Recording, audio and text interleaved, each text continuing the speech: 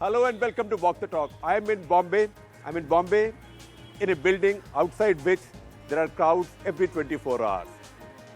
And I'm doubly lucky today because my guest is a Salman Khan, Sal Khan, but also Mr. Salman Khan. So I've got what? Not one but two Salman Khans this afternoon. And Salman... You lucked out on one Salman Khan. He's the real star for today. Yeah, today he is. He is. Say something about him. This is the first time I met him today. I've heard so much about him and been wanting to meet him. And we share the same name. I think he does a phenomenal job when it comes to education and teaching people and stuff like that. I think you do something nice and people catch on to it, and it becomes like a virus. Right. And that is what he's done. And so, he started teaching his niece, cousin, and from there, he's taught my niece. she passed. She's speaking to him today. I won't trust you with teaching math to your niece. No. I'm not good with math at all. Salman, thank you very much. You, thank sir. you very Thank much you, for sir. sparing the time, and thank you very much for supporting this great initiative as well. Salman. Thank you so much. Sir, आराम से sir. अब आपके साथ शैतानी करूँगा. जी sir, definitely sir. So Salman, back to business. Now we got rid of the other Salman, the filmy Salman.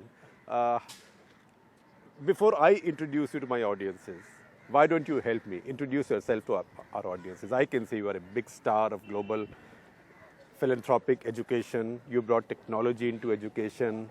You are simplifying math, physics, chemistry for people like me using YouTube. But you give an introduction of yourself and your work. Oh, I started Khan Academy. We're a not-for-profit organization with a mission of providing a free world-class education for anyone, anywhere. But it started with me tutoring my cousins. Right. And then I started tutoring another cousin, and word got around the family that free tutoring was going on. And you were teaching them math or physics or chemistry? I started what's with called a STEM in America, is it? Yeah, I started with math, then physics, chemistry, biology, and then I used YouTube. Now we have a whole site where any student, anywhere in the world, can get practice exercises, get feedback, use software. It's all free. It's all not for profit. And our goal is to have as many students in the planet learn. So how, take us back to the story. I know anybody can go and watch your TED videos, but we don't want people to do that before they hear it from you here. How did it start? What happened between you and your cousins that you got this sort of epiphany? Yeah, my cousin Nadia was having trouble with math, so I started tutoring her remotely. We were in different cities, and with In a America. little bit in America, and with a little bit of help, she was able to catch up. And so I started working with her younger brothers, and then a friend of mine suggested that I make videos for my cousins. And at first I said no. He said put it on YouTube. And I said, no, YouTube is for cats playing piano, not for serious math. But it's still for cats playing piano. It still is. They're wonderful. I love them. They're surprisingly good. The cats are very good. Them, yes. But I put it out there, and it soon became clear that many people were benefiting. And since then, we established as a not-for-profit organization. My old job, I used to work in software, and I used to be a financial analyst. But by 2009, in fact, I saw you in a TED talk say that as an analyst with a hedge fund, the idea of doing something socially good was so alien to me. Yes, I joke. It was a good place, but yes, Right. Out of the hedge fund world, I wasn't used to getting letters from people saying how it helped them. But through this work at Khan Academy, every day we get letters from students all over the world saying that it helped them pass algebra or helped them get into college. So how did your cousins find your videos more useful? And why did they need the videos? They had you on call. Yeah, this was a surprising thing. When I made the videos, they told me they liked me better on YouTube than in person. And and it's not intuitive, but it's because they could pause, they could repeat in the middle of the night. If they were in algebra and they forgot some of their arithmetic, they didn't feel embarrassed. They could watch the video. They still appreciated, I think, me taking interest in their education, but they had access to me whenever they wanted. Right. And what happened when you put the first videos out, and what were they about? The first videos were things that I saw my cousins were having trouble with, negative numbers, basic equations, Newton's laws, things like that. And it soon became clear that people who were not my cousins were watching these videos, and they started sending thank you letters. Because basic science doesn't change. Teachers keep on teaching the same thing year after year after year after year from the same notes. Yeah, no, I say, if Isaac Newton had YouTube, then we could use his lectures. Right. Or Einstein at YouTube. Einstein, and and we do more than just videos now. We do software and exercises. It's all at khanacademy.org, and it's all free, and always will be free. Right. So, so the first ones that you did, did they come from your own experience? Were they things that you struggled with because you studied math? You went to MIT, so MIT lets you do many things. But math was a very strong discipline for you. Did some of it come from your own experience? Or just from teaching your cousins? Well, both. What I saw growing up is that in math and science, a lot of students just memorize formulas. Right. And if you just keep memorizing formulas, then you don't really learn the math. And I saw that even with my cousins. And so I wanted to teach them how I learned the math, which is a more intuitive way, and draw the connections. And so that was really my desire. And I thought maybe only a few students want the real intuition, but it turns out millions. This past month, 20 million students used Khan Academy. So how does this work with the existing teaching system and pedagogy? I mean, are you disrupting it? Are you complementing it? I hope we can complement it. There's students around the world who are having trouble understanding factoring a quadratic or photosynthesis. They can come to Khan Academy and get an explanation. There's a million teachers who are using Khan Academy. Photosynthesis I can figure, but all the math stuff I can't. There's a website for you. It's a bit late in the Come day. to Khan Academy. I take Right. requests too. Right. But there's teachers using Khan Academy in the classroom. We have 1 million teachers. They're using our software so the students can learn at their own time, learn at their own pace. So do you replace the teacher? No, I think the teacher, the human being, is always going to be the most important element in a student's life. The teacher, the parent, the siblings. What we can do is, if students can get lectures at their own time, at their own pace, from home, on a cell phone, they can get practice problems. When they go to the classroom, then the teacher can do one-on-one work with them. So basically, kids do classwork at home and homework in the class. That's one way of thinking about it, because when you do the problem solving in the class, then you have help, not just from the teacher, but from your peers. Right. And when your peer teaches you, they learn the material better. And this idea of making your videos funny or your lectures funny, where did that come from? And what are the funniest things you've invented there? Oh, I guess it was unintentional. I don't know. Maybe I have a little eccentricity that comes out every. It was a blessing. Those first videos were for my cousins, so I didn't think anyone else was going to watch them. So there's some times where I'm making a video and someone calls and I just answer the phone, or my wife comes and I'm afraid that she sees that I'm making a video again because I was spending all of my time. But no, I guess I have some quirks and it comes out every now and then. So tell us about some of the funny things you did on those videos. I just make random comments, wherever I think people enjoy that. Wherever I have a very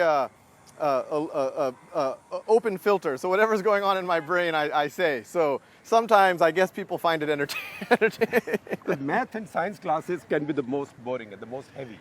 Which is a shame, because math describes the universe. It's as the moment we become sentient, we look at the world around us, we want to understand why are we here, and that's what math and that's what science is. So it's almost criminal that people feel like it's dry, because it really is the most beautiful thing in the world. But doesn't that happen in our average classroom around the world, not just in our part of the country?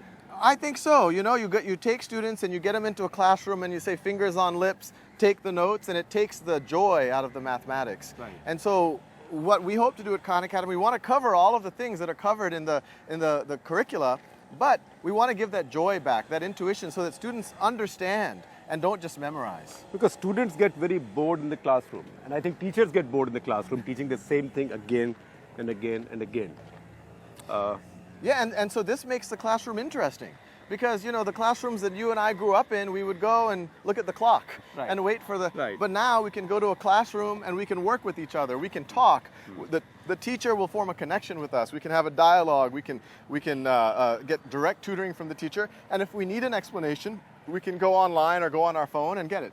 So have teachers and the teaching community and the teaching establishment mostly seen you as complimentary, or they've also seen you either as a threat or as frivolous? I think when they understand that we are here to help everyone involved in the education process, teachers, students, parents, they've embraced us. I mean, these million teachers who use Khan Academy, they're doing it on their own choice. And I have yet to meet a teacher who doesn't want to help their students. And so when they find a tool that can help their students, they advocate for it. Nobody has called you frivolous yet in criticism I think there's always going to be criticism in different dimensions, but I think if people experience the content, and they'll find that we're trying to really give people serious intuition and really help students. And we found that it's most people can get on that. They're excited about. So how many students are using Khan Academy videos and software now? This past year, 150 million students around the world came that is to 15 us. crores. 15 crores, exactly. Yeah. 15 crores came, and it's growing 50% every year. And the reason I'm in India is the potential in India is even greater. I mean, there's so much potential and so many students who are hungry for knowledge that we want to create content, not just in English, in Hindi, in all of in Bengali, in Tamil, Telugu, all of the languages, align it to the standards, but give it in our style, which gives students the intuition and the passion for the subject. आप हिंदी बोलते हैं थोड़ी? मैं समझता हूँ, मैं थोड़ा बोल सकता, लेकिन मेरा एक्सेंट बहुत खराब है. एक्सेंट हमारे देश में इंग्लिश लैंग्वेज के भी 16 एक्सेंट है. We speak 16 dialects of English language. तो एक्सेंट की कोई मसला नहीं है. बट आप अपने वीडियोस हिंदी में भी कर रहे हैं? हाँ, it won't be me. We're going to find great teachers in India to do the videos in Hindi and other languages. So when you expand in India now, first of all, tell us what are you doing with the Tatas? Because that's what I noticed, and that's the reason I reached out to you. Your picture with Mr. Tata. So we are building an organization in India. I mean, Khan Academy is really going to be an Indian organization, and the Tata Trust has become our foundational sponsor. So they are giving the resources for us to find the teachers to create the content in the Indian languages, to distribute it, to put it on a mobile platform. So the Tata Trusts are really the foundational backers here. And what kind of audiences are you looking forward to growing in India? Everyone. Anyone who wants to learn, whether they're 5 years old or 50 years old, we hope in the next few years they can, and even already there's a lot of content as of today, but they can take their phone out, they can take a computer out, and they can learn anything they want. And they can trust what they see, because you've had trouble with a couple of your videos. I saw something on the Washington Post. Oh, well, the beauty of the internet is, even if you make a small error, people will point it out. Absolutely. And yes. so that's the great thing, though. I'm so grateful I was a reporter before internet, so all the mistakes I made. No, but we take it. Otherwise, there'll all be hashtags now. Absolutely. We take it very seriously. In the old world, if you have a textbook and you make a mistake, you have to wait till the next textbook. In the internet, you make a mistake, in 5 seconds, you fix the mistake. Because, in our country, we have an issue. One, we've been very successful in sending a lot more children to school. School enrollment now is remarkably high. I mean, it's really improved. But the ACER study, which is a status report on India's quality of India's school education, tells you that most class 5 kids cannot do basic division. Yeah. I hope that we can change that. I hope we can give them access.